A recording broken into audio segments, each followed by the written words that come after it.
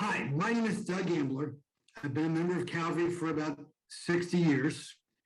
Although I had very few experiences growing up concerning diversity, the issue is one that I've thought about for most of my life.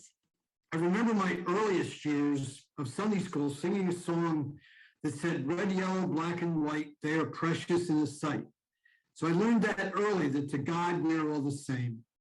I remember being confused when I first heard the comment that the most segregated time in America is Sunday morning.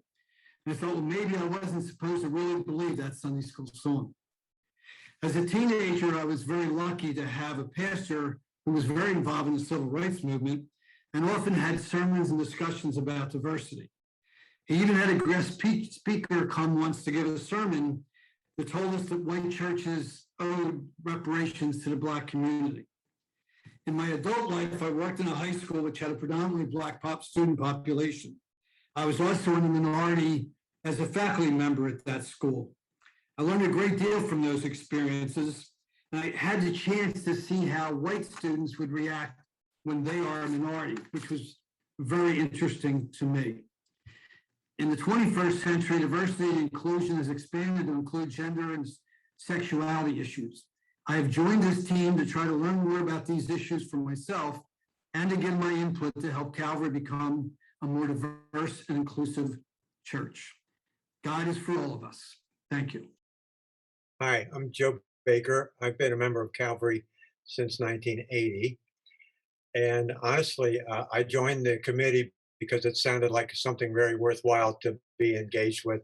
I don't have any burning issues or any concerns personally in my experience, but I would say that as I've thought more about it, I grew up primarily in Nashville, Tennessee in my grammar school years and my high school years. And I was totally naive to the fact, this was in the 1950s, that there were such things as whites only water fountains and whites only bathrooms. I just thought, oh, okay, well, those are for them and these are for us. And I didn't read anything into it at all. And I was totally naive about that. And I have stayed in my life fairly unresponsive or attached to the issues. But I had something really interesting happen 2 weeks ago that helps me keep wanting to learn and be aware of it. And that's this. As a member of I'm engaged with Habitat for Humanity. And one of the things that we do is that once a family has been approved financially to be able to pay a mortgage to own a Habitat house, then they're visited by members of a committee to go see their living conditions and to interview them and so on. So I made my first committee visit to a housing project. It was a beautiful summer evening, and there are hundreds, literally, of kids running around and playing, and people sitting on their porch and talking. And I became aware then that I was the only light-complected person in the sight of vision. And and I wasn't afraid or I wasn't concerned, but I did have heightened awareness as to where I was. Why was that? Why did I have that heightened awareness? And what does that mean?